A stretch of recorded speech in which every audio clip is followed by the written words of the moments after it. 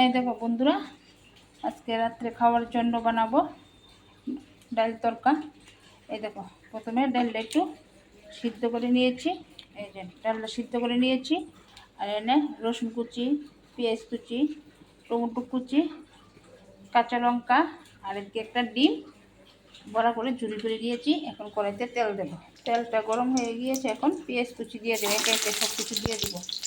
রসুন কুচি, কাঁচা লঙ্কা কুচি, এখন দিয়ে দেবো টমেটোগুলো,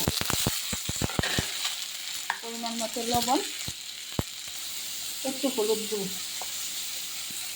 সব কিছু মশলা ভাজা হয়ে গেছে, এখন ডালটা দিয়ে দেবো। এখন দিয়ে দেবো ডিমটা। রাত্রে রুটি খাওয়ার জন্য ডাল তরকা রেডি। আমার কোনো সবজি টবজি কাটার কোনো ভেজাল নেই। এই যে